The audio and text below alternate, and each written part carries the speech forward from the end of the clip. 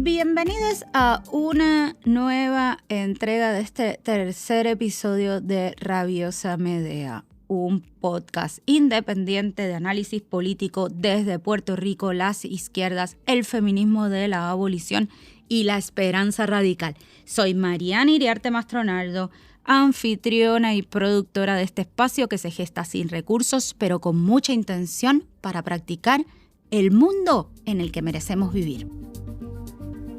Episodio 3, parte 3. Hablemos de las propuestas de la Alianza y del PIB. Acá tengo que empezar por decirte que el programa de gobierno que analizamos es el del Partido Independentista Puertorriqueño, el PIB, porque la Alianza no tiene programa de gobierno. Antes de que me grites, te cuento que sí tienen un documento que llamaron Objetivos Programáticos en Conjunto de la Alianza de País. Te voy a dejar el link en la descripción, pero te los menciono aquí porque a partir de ellos te voy a hablar del programa del PIB que tiene casi 500 páginas. Sí, 500 páginas. Te voy a leer los objetivos programáticos de la Alianza. El detalle lo vas a encontrar en el link que te voy a dejar. 1. Eliminación de la corrupción para instaurar un gobierno honesto y eficiente. 2. Urgente descolonización de Puerto Rico. 3. Rescate del sistema energético. 4. Desarrollo económico sostenible y eliminación de la Junta de Control Fiscal. 5. La defensa de nuestros recursos naturales. 6. Sistema Universal de Salud para Puerto Rico. 7. Fortalecimiento de la escuela pública y la universidad. 8. Defensa de los derechos humanos civiles, políticos, económicos, laborales, sindicales, sociales, culturales y ambientales. 9. Democracia electoral. 10. Seguridad pública. Vamos allá. En cuanto a la eliminación de la corrupción para instaurar un gobierno honesto y eficiente, el programa tiene medidas dedicadas a la prevención y medidas de control y fiscalización. Las primeras incluyen campañas educativas que fomenten el rechazo a la corrupción, faciliten el acceso a la información pública y declaraciones patrimoniales de las personas funcionarias, promover la participación ciudadana en la supervisión de la gestión pública a través de mecanismos de denuncia y auditoría social. Además, prometen legislar para prohibir las donaciones de contratistas del gobierno a campañas políticas. Una medida que ya presentó el representante de MVC, Bernardo Márquez, pero no se aprobó. Limitar la participación de personas que dirigen agencias en actividades políticas para evitar el uso de recursos públicos en fines partidistas. Darle más garras a la Oficina de Ética Gubernamental con mayores recursos y autonomía para investigar y sancionar casos de corrupción. También dicen que van a crear un sistema de protección para quienes denuncian. O sea, eso es la protección del soplón. Lo digo en español porque en inglés no me va a salir y se van a reír. Incorporar a la sociedad civil para investigar y darle seguimiento a las denuncias. En cuanto a las medidas de control y fiscalización, proponen crear un nuevo cargo de fiscal de la ética gubernamental para investigar y procesar casos de corrupción. Crear nuevos delitos para incluir nuevas modalidades de corrupción, como el tráfico de influencias y el uso de información privilegiada. Aumentar penas para los delitos de corrupción para que sean proporcionales a la gravedad de los hechos. Ofrecer legitimación activa estatutaria para que puedan iniciar procesos judiciales en casos de corrupción, incluso sin ser directamente afectados. Promover que se creen organizaciones de la sociedad civil para la vigilancia y lucha contra la corrupción y fortalecer los mecanismos para confiscación de bienes obtenidos a través de actos de corrupción. Los bienes confiscados estarán en un registro para evitar que regresen a las manos de quienes los adquirieron como producto de la corrupción. Suena bien, ¿no? Pero vamos a la crítica que podríamos hacerle a este programa. Voy a empezar con la participación ciudadana, que se menciona y se integra, pero sin embargo no veo qué mecanismos concretos se van a implementar para que las comunidades se involucren activamente en la lucha contra la corrupción. Se necesita un enfoque que empodere a las comunidades y les permita participar en la toma de decisiones y en la fiscalización de los recursos públicos. Digo esto porque no necesariamente facilitar la denuncia implica involucrar a las comunidades. Así que esto es muy importante tenerlo bajo consideración. Lo otro es que esperaba un programa de gobierno que incorporara transversalmente varias cosas. Por ejemplo, estas propuestas no consideran cómo la corrupción afecta de manera diferenciada a las mujeres. Por ejemplo, la corrupción puede perpetuar la desigualdad de género al limitar el acceso de las mujeres a recursos y oportunidades. Además, las mujeres podemos ser más vulnerables a la extorsión sexual y al acoso en contextos de corrupción. Tampoco encuentro que atienda el asunto con una perspectiva interseccional, que se considere cómo la corrupción impacta de manera específica a las mujeres que enfrentan múltiples formas de discriminación, como las mujeres negras, trans, migrantes o con capacidades diversas. Otra cosa importante es que da la impresión de que las propuestas se centran en la corrupción individual, pero no abordan las causas estructurales de la corrupción, como la concentración de poder económico y político, la desigualdad social y cómo el financiamiento privado de campañas políticas inciden en la corrupción. Debo decir que de esto van a hablar cuando hablen de democracia electoral, del financiamiento privado de las campañas políticas, y ya les cuento, pero habría que integrarlo también en esta parte de corrupción. Algo fundamental para combatir la corrupción es la redistribución de la riqueza y del poder, definitivamente. ¿Te acordás que en la segunda parte sobre el PPD te hablé de una reforma fiscal progresiva? Es fundamental. Mayor redistribución y mejores condiciones de vida, menos posibilidades de corrupción.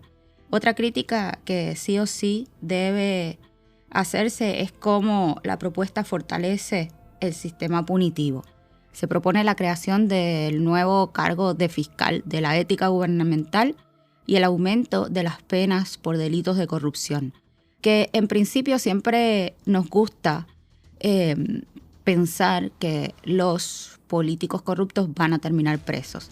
Sin embargo, este tipo de medidas lo que puede llevar es a un endurecimiento del sistema penal y con ese endurecimiento también un endurecimiento de la criminalización de la pobreza.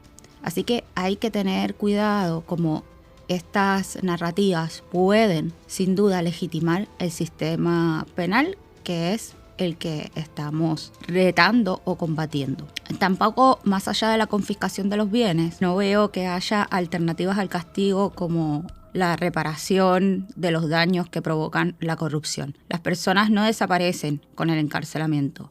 Si no hay procesos de transformación y reparación, no habrá cambio.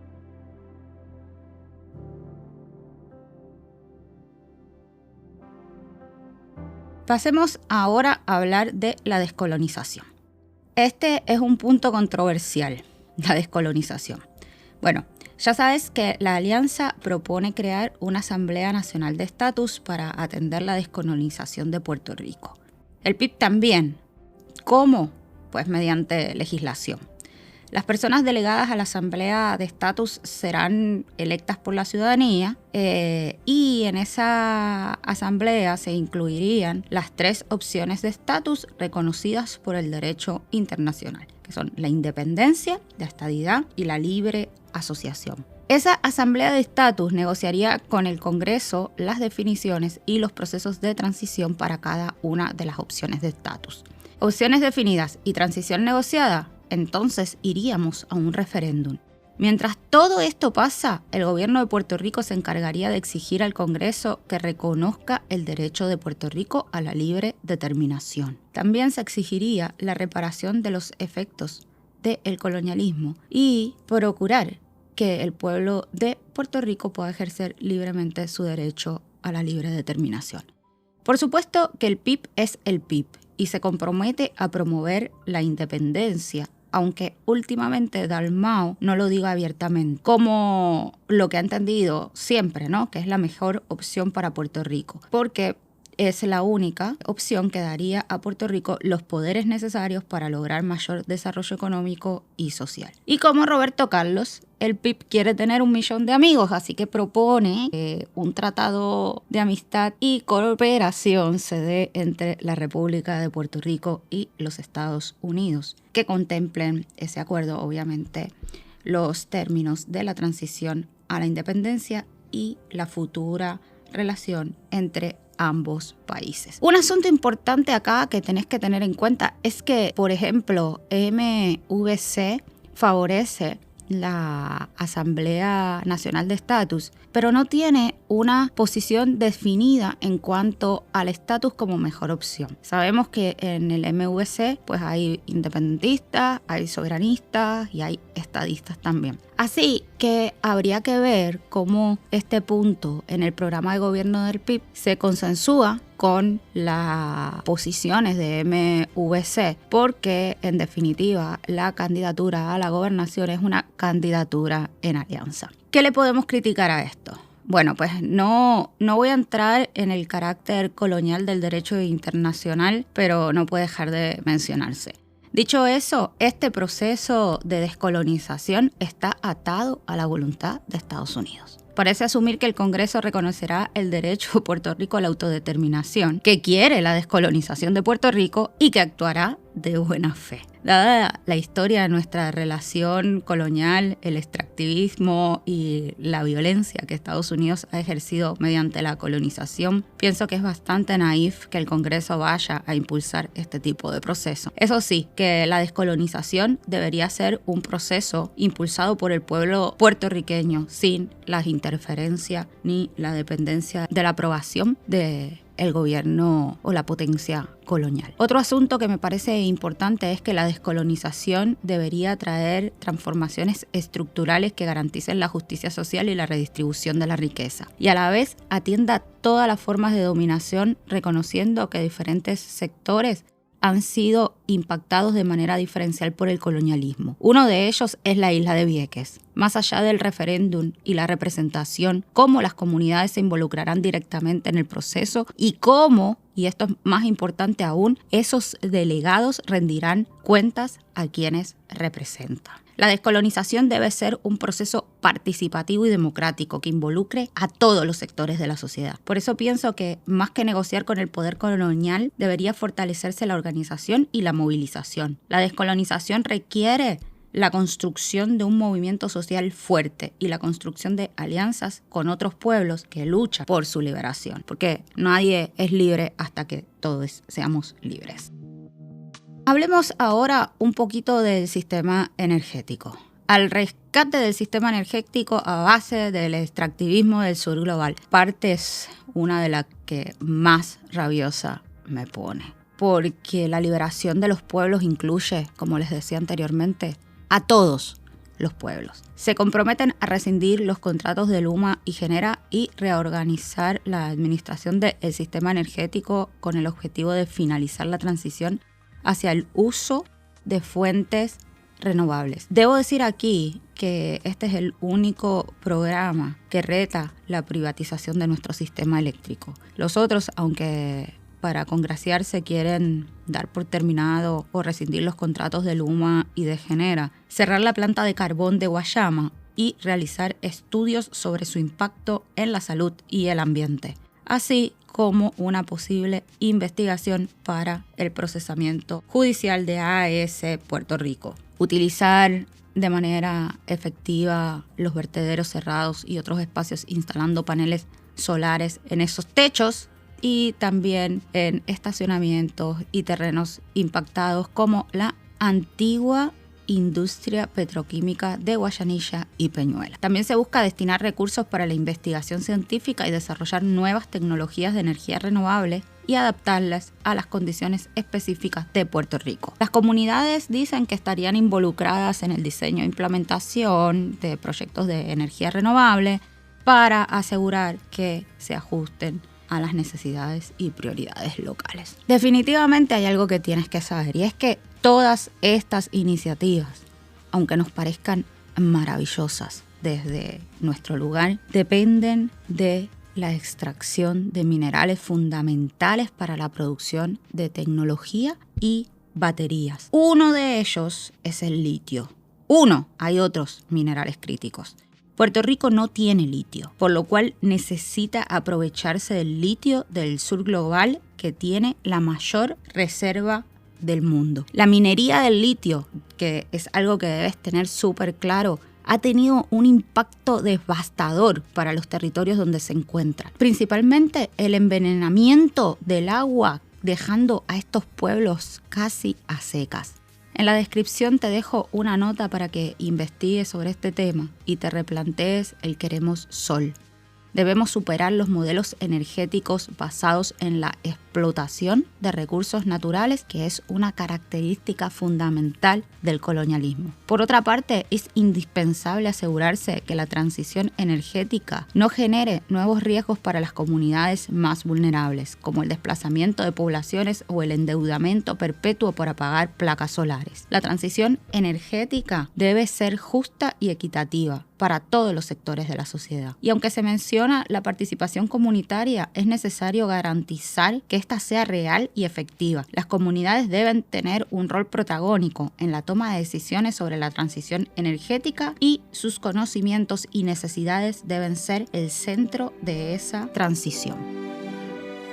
Pasemos ahora a las propuestas para la defensa de los recursos naturales y el ambiente. El PIB tiene una fuerte política de protección ambiental contemplada en su programa de gobierno y entre esas propuestas se encuentra crear el cargo Procurador Ambiental con recursos y autoridad para iniciar acciones legales por la violación de leyes ambientales. Fortalecer la educación ambiental en las escuelas y comunidades, crear una ley de costas para proteger las costas de la erosión y el impacto del cambio climático.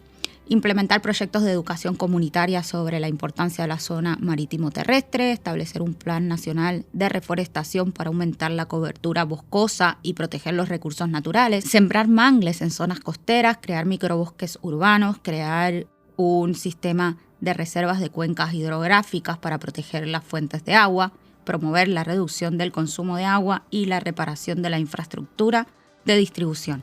Prohibir la siembra de cultivos alterados genéticamente y la promoción de la agricultura tradicional y orgánica y aumentar la producción local de alimentos para reducir la dependencia de las importaciones. Sin duda, estas acciones tienen un impacto beneficioso en las comunidades y atienden la contaminación, la degradación ambiental y proyectos que les afectan negativamente, como Esencia en Cabo Rojo. La educación ambiental también es importante para tener comunidades informadas sobre estos temas y a mayor información, mayor participación activa en la protección y defensa de los recursos naturales y el ambiente en sus comunidades. Una ley de costas es urgente para proteger a las comunidades costeras como Loíza y reducir su vulnerabilidad a eventos climáticos extremos como huracanes y marejadas. Sin duda, la protección de nuestras aguas es fundamental. El acceso a agua potable se debe atender como un derecho fundamental. Multinacionales como Monsanto experimentan en Puerto Rico con químicos y productos dañinos para nuestra salud, ambiente y agua. Por eso, la prohibición de la siembra de cultivos alterados genéticamente contribuirá a proteger la biodiversidad y la salud de las comunidades. La promoción de la agricultura tradicional y orgánica podría mejorar la calidad de los alimentos y fortalecer la soberanía alimentaria. En general, las propuestas para la defensa de los recursos naturales podrían tener un impacto positivo en las comunidades, mejorarían su calidad de vida, sin duda, protegerían su salud, fortalecerían la seguridad alimentaria y sin duda pues también se las empoderaría para participar en la gestión de sus recursos naturales. Sin embargo, es importante que estas propuestas se implementen de manera justa y equitativa, con la participación de las comunidades y con un enfoque en justicia social y ambiental. Ahora bien, las propuestas están bárbaras, pero también es importante atender las causas estructurales de la degradación ambiental. La principal es el modelo de desarrollo, o sea, el capitalismo, donde la explotación de los recursos naturales está al servicio de la acumulación. Por otro lado, es necesario garantizar participación comunitaria real que promueva que las comunidades tengan un rol protagónico en la toma de decisiones sobre la gestión de sus recursos naturales. Otro asunto al que hay que prestarle atención es al desplazamiento. Cuidar que la creación de bosques, cuencas, la protección de costas, pues no aceleren el desplazamiento que de por sí enfrentan las comunidades que viven en estas zonas. La justicia ambiental debe incluir el derecho a permanecer de las comunidades vulnerabilizadas que usualmente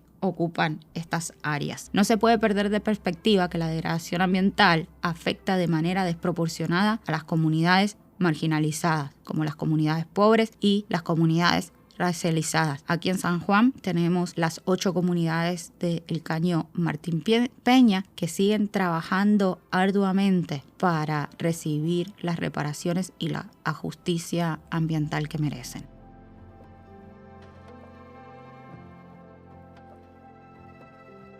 Ahora paso a mi área favorita del plan de gobierno y tiene que ver con la implementación de un sistema de salud universal, algo que hemos escuchado una y otra vez que es imposible. El programa de gobierno promete crear un seguro nacional de salud e implementaría este sistema en 3 etapas. En la primera etapa se crearía el Fideicomiso del Seguro Nacional de Salud y la Corporación del Seguro Nacional de Salud, que actuaría como fiduciaria del fideicomiso. En esta primera etapa también se definiría la cobertura de servicios del Servicio Nacional de Salud, que incluiría atención primaria, secundaria, terciaria y supraterciaria, rehabilitación, cuidado prolongado, medicamentos, procedimientos quirúrgicos, servicios de laboratorios e imágenes y servicios de ambulancia. También en esta etapa se determinarían mediante un proceso participativo que incluiría a los proveedores la determinación de las tarifas y los pagos que se les harían. En esta primera etapa también se negociaría con el gobierno federal para utilizar los fondos de Medicaid y CHIP como fondos en bloques para el SNS y se daría la transición de los servicios y del personal de la Administración de Seguros de Salud, la CES, la Administración de Compensaciones por Accidentes de Automóviles, la ACA, y el Fondo del Seguro del Estado a la Corporación del Seguro Nacional de Salud. En la segunda etapa se comenzaría con el financiamiento del CSNS con fondos estatales, fondos federales de Medicaid y CHIP y primas. También se registrarán en el CNS las personas que no estén cubiertas por Medicare, incluyendo a las personas sin seguros, con planes privados o bajo el plan vital. En esta etapa, las aseguradoras privadas comenzarían a ofrecer cubiertas complementarias a el SNS. La tercera etapa estaría dada por la negociación con el gobierno federal para que el CNS se certifique como aseguradora de Medicare, ofreciendo cubiertas de servicios bajo las partes A, B, D y Medigap a precios competitivos. La meta que tiene el programa de gobierno es cubrir al 100% de la población de Puerto Rico bajo el SNS.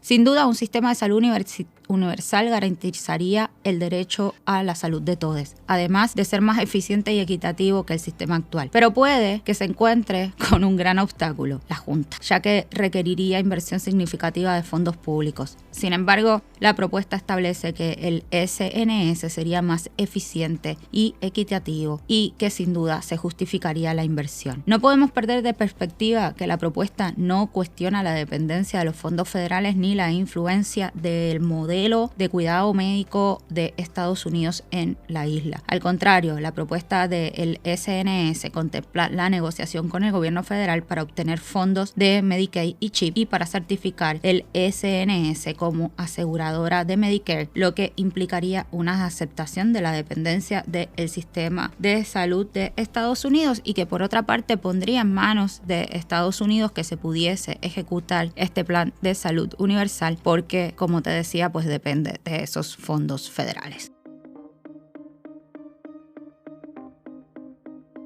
Hablemos de la educación pública. La propuesta en educación es súper ambiciosa. En cuanto a la escuela pública, las agruparemos en legislación y políticas educativas, oferta académica, personal docente y escolar, estudiantes de educación espacial, infraestructura y seguridad, entre otras.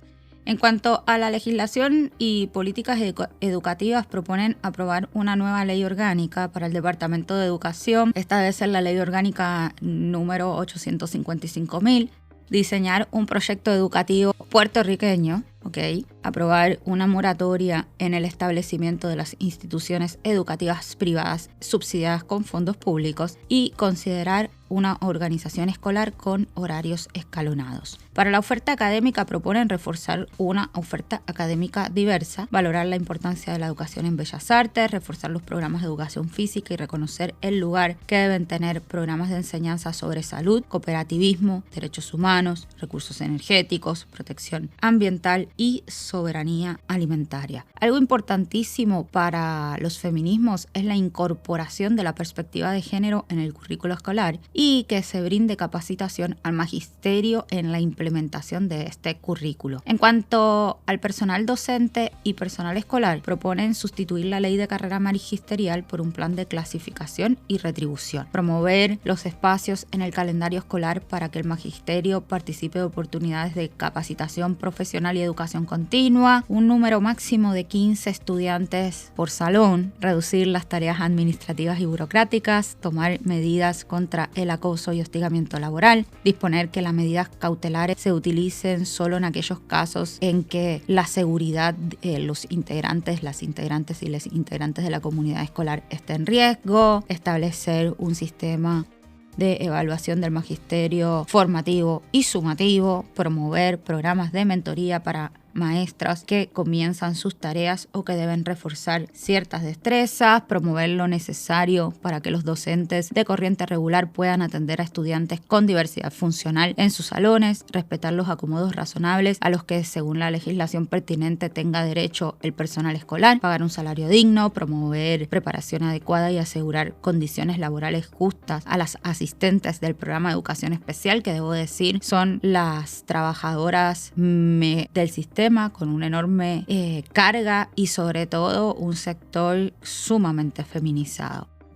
Gestionar espacios de trabajo y de aprendizajes dignos y seguros, poner a disposición del personal escolar servicios de salud mental, garantizar el derecho a la organización sindical y a la celebración de elecciones sindicales y asegurar un retiro digno para el magisterio, promoviendo obviamente la transformación a un sistema de beneficios definido, o sea, un sistema como se tenía antes de que se reformaran las pensiones bajo la administración de García Padilla. Los estudiantes de educación especial siempre han sido una de las preocupaciones principales del PIB y aquí hay que reconocer y destacar el liderazgo de María de Lourdes Santiago y también de Denis Márquez, que además de ser legislador ha estado ahí como abogado de estudiantes de educación especial defendiendo sus derechos por muchísimo tiempo.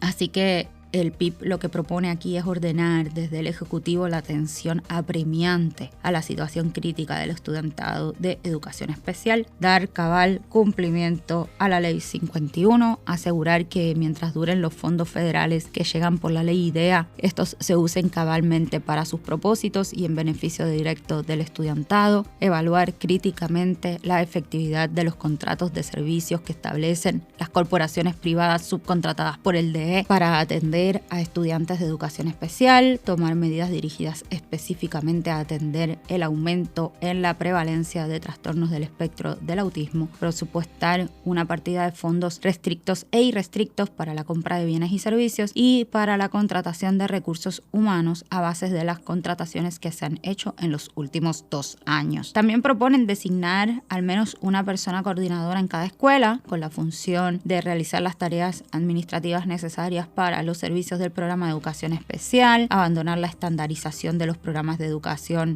individualizados, o sea, los PEI, y preparar PEIs que reflejen las necesidades y fortalezas particulares de cada estudiante, evaluar la efectividad del diseño actual del sistema de rutas, y con esto se refiere a la transportación escolar, facilitar el acceso a estudiantes del programa de educación especial a las escuelas vocacionales, aumentar la cantidad de servicios de calidad a cada estudiante del programa, rescatar y fortalecer los programas de vida independiente, que son sumamente importantes, poner en marcha procesos programas efectivos de transición para estudiantes con distintos niveles de funcionalidad, garantizar que los 30 millones por concepto de multas relacionadas con el pleito de clase de Rosa Lidia Vélez se utilicen para suplementar los servicios relacionados directos al estudiantado de educación especial y activar los mecanismos legales interagenciales para que el estudiantado y sus familias reciban servicios compensatorios para la población que no fue atendida oportunamente. Porque sabemos que educación pues tiene un defecto grandísimo en atender las necesidades a tiempo. También reconoce la necesidad urgente de abordar los asuntos relacionados a la infraestructura y a la seguridad. Proponen asegurar que toda estructura escolar responda a las recomendaciones del Plan para la mitigación y adaptación ante el cambio climático, cosa que es sumamente importante porque tenemos escuelas del siglo XXI que no pueden funcionar sin aire en una isla donde la energía eléctrica se va todos los días. Instituir un programa para transformar las escuelas públicas en edificios energéticamente sostenibles y seguros para la vida, finalizar el proceso de rehabilitación de las escuelas, diseñar planes para manejo de emergencias basado en nuestra realidad climática y ponderar reabrir algunas de las escuelas cerradas. Que saben que esto de cerrar escuelas pues saben que esto de cerrar escuelas contribuye notablemente al desplazamiento de nuestras comunidades. En cuanto a la universidad, propone legislar una nueva ley de la universidad, declarar la educación universitaria un servicio esencial para el país, reestablecer la fórmula del 9.6 operacional del Fondo General del Gobierno, estudiar la viabilidad de reducir el costo del crédito universitario, combatir promesa en la Comisión de Recursos Naturales del Congreso de Estados Unidos, auditar la deuda universitaria y evaluar su licitud. Igualmente contempla un plan para promover las relaciones interinstitucionales como viabilizar la interacción entre la universidad y los municipios para el desarrollo de relaciones contractuales de beneficio mutuo. En cuanto a la recaudación de fondos, las propuestas son desarrollar métricas y metas de recaudo a través del programa de exalumnos de la UPR y fortalecer el fondo total de la UPR mediante el ofrecimiento de servicios profesionales del personal docente y no docente a empresas privadas, comercios, agencias de gobierno e instituciones de Caribe y Centroamérica. Sobre la eficiencia administrativa, propone apoyar los esfuerzos institucionales para la automatización de trámites y procesos que aumenten la eficiencia administrativa y apoyar un mecanismo para la reservación y el pago de créditos universitarios. Sin duda, para quienes deseamos el fortalecimiento de la educación pública, debo decir que una moratoria en el establecimiento de escuelas privadas subsidiadas con fondos públicos es insuficiente y se deben eliminar totalmente las escuelas charter y la inversión debe ser exclusiva en las escuelas públicas. Tampoco aborda directamente el problema de la privatización de servicios dentro del sistema público, como la contratación de empresas privadas de mantenimiento, seguridad y servicios de educación especial. Un asunto importante es que no basta con crear comités de organización escolar, además deben garantizar una participación real y vinculante de la comunidad en la toma de esas decisiones y establecer mecanismos para democratizar la gestión escolar y empoderar a las comunidades. En cuanto a la centralización, se debe garantizar mecanismos que no reproduzcan las desigualdades entre municipios o se convierta en una forma de desmantelar el sistema de educación pública. En cuanto a la universidad pública, una medida de redistribución importante sería el establecer un pago de matrícula ajustada a los ingresos y también mirar cómo descolonizar la universidad del sistema estadounidense de educación, que sin duda pues tiene un gran impacto en cómo organizamos la educación universitaria en Puerto Rico. Vamos a la parte de derechos. ¿Te acordás que te dije que ese programa tiene 500 páginas, verdad? O sea, hay cosas que no están aquí, muchísimas. Así que yo les exhorto a que si les interesa profundizar, pues vayan al programa de gobierno. Pero el programa tiene un sinnúmero de propuestas para la defensa de los derechos humanos en sus diferentes categorías. Derechos civiles, políticos, económicos, laborales, sindicales, sociales, culturales, ambientales.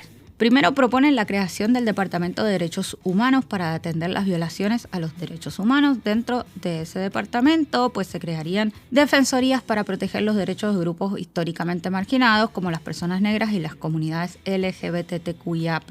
Se propone una nueva política industrial para promover la creación de empleos dignos y bien remunerados con énfasis en la diversificación económica y la exportación de servicios, además la creación de un organismo tripartito con representación sindical, gubernamental y patronal para atender los asuntos laborales, estudiar la reducción de la jornada laboral sin afectar los salarios y establecer una política de cero recorte a las pensiones, garantizar el derecho a la organización sindical y a la celebración de elecciones sindicales. También propone una reforma del sistema de asistencia económica, como habíamos visto antes, para promover, obviamente, el empoderamiento de las familias empobrecidas y diferenciando entre quienes tienen capacidad de trabajar y quienes no. En cuanto al derecho a la vivienda, quiero profundizar un poquito más. Entre las propuestas está desarrollar una política de construcción que evite la expansión urbana, rehabilitar estructuras abandonadas para viviendas, promover la compra de viviendas en centros urbanos, modificar los tipos contributivos para desalentar la expansión urbana, diseñar viviendas que promuevan la interacción social, establecer la ley de moratoria de construcción en la zona costera, generar criterios para otorgar préstamos para mejoras a viviendas no hipotecadas, enmendar la ley de municipios autónomos para que se consulte a las comunidades sobre proyectos de desalojo, otorgar títulos de propiedad a familias en terrenos públicos o privados, establecer que la falta de título de propiedad no sea un impedimento para recibir ayuda gubernamental para vivienda, proveer ayuda para la relocalización de viviendas en terrenos no rehabilitables, respetar la integridad de las comunidades en los planes de ordenamiento territorial, ofrecer ayuda para que residentes puedan mejorar sus viviendas, fiscalizar los programas federales de vivienda, establecer políticas de protección contra los desahucios, fomentar la tenencia colectiva a través de fideicomisos, realizar un estudio sobre el impacto de la derogación de la ley de alquileres razonables, regular el mercado de alquileres a corto plazo, crear un programa de evaluación de propiedades abandonadas, realizar un estudio sobre la contribución de la propiedad, desarrollar un impuesto de desuso de propiedades, crear un inventario de propiedades abandonadas para comprar por parte de familias de bajos ingresos, dotar a residentes de residenciales públicos de participación en la administración. Me imagino que eso es para evitar que gente como los primísimos se sigan robando los chavos. Promover las cooperativas de vivienda, crear acuerdos con organizaciones comunitarias que trabajan con problemas de vivienda y proveer subsidios para compra de viviendas cerca de centros de empleo. En cuanto a los derechos culturales, se propone la creación del Departamento de Cultura para promover y proteger la cultura puertorriqueña en todas sus manifestaciones, incluyendo la creación de una Carta de Derechos Culturales y una ley para la protección del patrimonio nacional. Si esta sección te interesa, encontrarás muchas otras cosas, como te dije anteriormente, en el programa de gobierno. Sobre el derecho a la recreación y el deporte, se propone un plan para mejorar los espacios de recreación y deporte, haciéndolos accesibles para todas las personas, incluyendo a las personas con capacidades diversas y las personas mayores. Una observación importante es que no se problematiza el edadismo y la discriminación que sufren las personas mayores, especialmente las mujeres, las personas racializadas, las pertenecientes a la comunidad LGBTQIA+, y las personas con diversas capacidades. En cuanto a la propuesta, pareciera reproducir una visión hegemónica de lo que es la cultura puertorriqueña y centrarse en la conservación del patrimonio cultural sin promover la creación y la diversidad cultural. En ese sentido, es fundamental apoyar las expresiones culturales de las comunidades marginalizadas, garantizando el acceso a los recursos y a los espacios culturales, descolonizar la cultura. También es importante reconocer la contribución de las poblaciones migrantes a nuestra cultura local. Por otro lado, vamos a hablar del punto sobre democracia electoral, porque definitivamente el PIB propone derogar el Código Electoral del 2020 que tanto dolor de cabeza ha dado y tanto ha limitado la participación democrática, y aprobar uno nuevo que sea equitativo, participativo, representativo y justo, si eso se puede dar dentro del sistema electoral. También digo, eso no lo dice, lo digo yo. También busca eliminar el monopolio o control bipartidista, ya sabemos, el bipartidismo corrupto del aparato electoral, y regresar al cogobierno en manos de todos los partidos políticos. Además, se propone revisar la reglamentación del financiamiento de campañas, como te había adelantado en la parte de corrupción, para desterrar el inversionismo político mediante la prohibición de donativos anónimos y de contratistas gubernamentales, la creación de un fondo universal para campañas, la supervisión de comités de acción política y la prohibición de empleados públicos de participar en eventos de recaudación de fondos. Y ahora, la última parte, que sin duda es una de las partes que a mí particularmente más me interesa y que tiene que ver con la seguridad que nos propone el PIB. Bueno, pues vamos. En cuanto a medidas preventivas, propone crear el Observatorio de Prevención y Manejo de Violencia en Puerto Rico, desarrollar una campaña educativa nacional para fomentar una cultura de paz, fomentar la equidad de género para prevenir la violencia contra las mujeres y miembros de la comunidad LGBTQIA+, crear cursos para docentes para que fomenten el cambio en las normas sociales y culturales que propician la violencia, integrar a la comunidad en la búsqueda de soluciones para la criminalidad y minimizar el acceso de la comunidad a armas de fuego. Por otra parte, entre las medidas remediales se encuentra implementar un nuevo modelo de desarrollo económico, lo que ya discutimos anteriormente, evaluar el Estado de Derecho sobre el uso de sustancias y el impacto en crímenes violentos, reevaluar las políticas de encarcelamiento por posesión de drogas y enfocarse en el narcotráfico, crear un programa de desvío para usuarios de sustancias controladas, eso ya lo hay, se llaman cortes de droga, reevaluar la política pública penal considerando el rol de cada persona en el trasiego de drogas, producir datos estadísticos que permitan diferenciar a las personas privadas de la libertad por drogas, y fiscalizar el funcionamiento de los dispensarios de cannabis medicinal. Parece que hay problemas con eso. En cuanto al sistema de encarcelamiento, se propone reformar el sistema carcelario, reformar, con enfoque en la rehabilitación. Mejorar las condiciones de las cárceles, aumentar el personal, ofrecer adiestramiento y servicios de salud mental. Reducir el hacinamiento y facilitar la reinserción social y desarrollar programas para la prole de las personas encarceladas.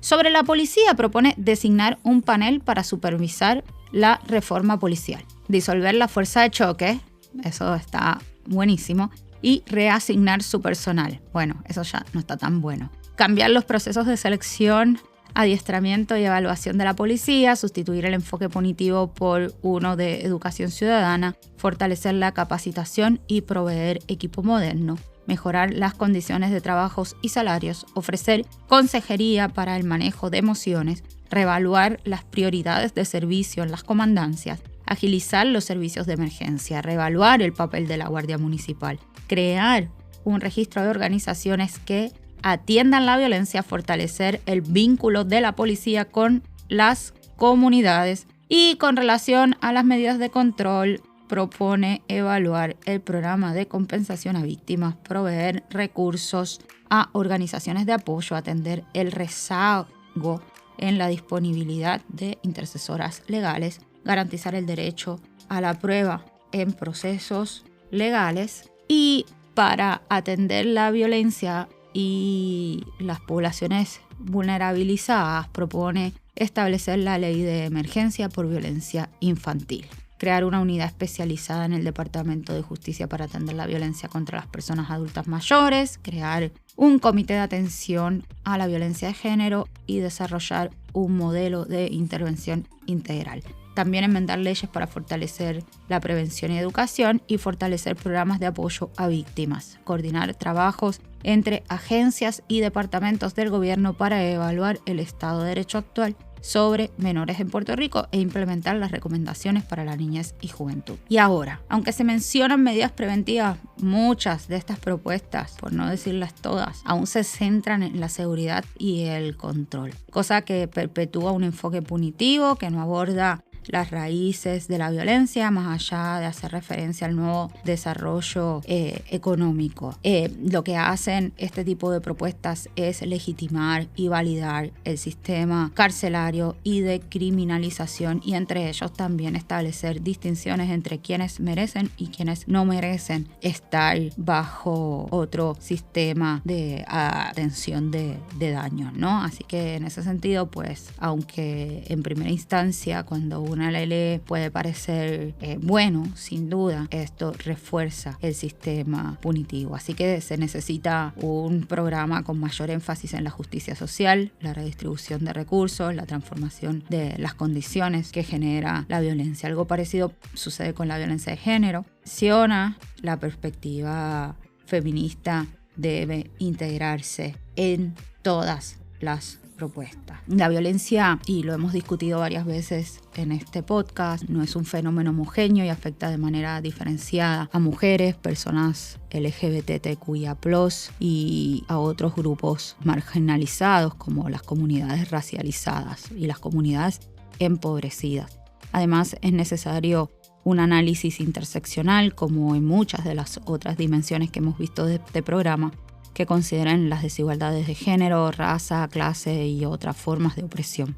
Otro asunto importante cuando se habla de violencia y seguridad es abordar de manera explícita el racismo sistémico presente en el sistema de justicia o de injusticia penal. Se necesitan medidas para combatir la discriminación racial en la aplicación del derecho, el encarcelamiento de personas negras y la brutalidad policial. Gracias a Kilómetro Cero, hoy sabemos que la mayoría de las personas asesinadas por la policía son personas racializadas y jóvenes. Aunque se propone reformar el sistema penitenciario, no se cuestiona la lógica del encarcelamiento como solución a lo que el Estado define como conducta criminal. Se necesitan alternativas al castigo que se enfoquen en transformar las causas estructurales de la violencia y no meramente atender sus manifestaciones. Y aunque la propuesta dice cambiar el enfoque punitivo, lo cierto es que se centra, como te dije, en la seguridad y el control, sin cuestionar las causas estructurales de la violencia, como la pobreza, la desigualdad y la falta de oportunidades. Se perpetúa la lógica punitiva y se criminalizan las comunidades marginalizadas. En este caso, se deben trabajar para desmantelar el sistema punitivo y promover alternativas al castigo, como te dije anteriormente, que se centren en la justicia social, la reparación de daños y la transformación. Abordar las causas estructurales de la violencia, invirtiendo en educación, salud mental, vivienda, empleo, programas sociales, redes de apoyo comunitarias y servicios primarios dentro de la comunidad. Desarrollar un enfoque interseccional que reconozca cómo la violencia afecta de manera diferenciada a las mujeres y a las personas LGBTQIA, personas negras y, como te dije anteriormente, otros grupos marginalizados, y bajo ningún concepto promover policía comunitaria y asignar recursos destinados a las cárceles y a la policía. La policía comunitaria es un no estamos para vigilarnos entre nosotros, sino para apoyarnos. Así que en lugar de fomentar la vigilancia comunitaria, habría que fomentar las redes de apoyo mutuo y solidaridad entre nuestras comunidades. Y bueno, Corille, las elecciones están a la vuelta de la esquina. Escuchaste propuestas para eliminar la corrupción, rescatar el sistema energético, fortalecer la democracia electoral y repensar la seguridad pública. Las propuestas son buenas, buenísimas, aunque debes saber que se enfrentan a grandes retos y una barrera colonial: la Junta. La Junta promueve medidas de austeridad que limitan la inversión pública y hacen muchísimo más difícil la creación de un modelo económico alternativo. La Junta se opone a la inversión en la salud pública y promueve la privatización de nuestro sistema de salud. La Junta recorta el presupuesto de la educación pública y promueve la creación de escuelas charter. La Junta limita la capacidad de gobierno para proteger los derechos humanos, especialmente los derechos económicos y sociales. La Junta promueve la privatización de nuestro sistema energético y dificulta la transición a otras fuentes de energía. La Junta representa los intereses del gobierno de Estados Unidos y los de los bonistas, no los de Puerto Rico. La Junta debe irse ya. Y hasta aquí esta tercera parte del tercer episodio de Rabiosa Medea. Recuerda que Marián Cava nos enseñó que la esperanza es una disciplina, es una fuerza que nos impulsa a participar y a practicar un futuro mejor, incluso frente a la adversidad y la desesperanza, porque eso es una disciplina, seguir hacia adelante cuando no tenemos motivación. Así que vamos para encima a practicar y a vivir el Puerto Rico en el que merecemos vivir.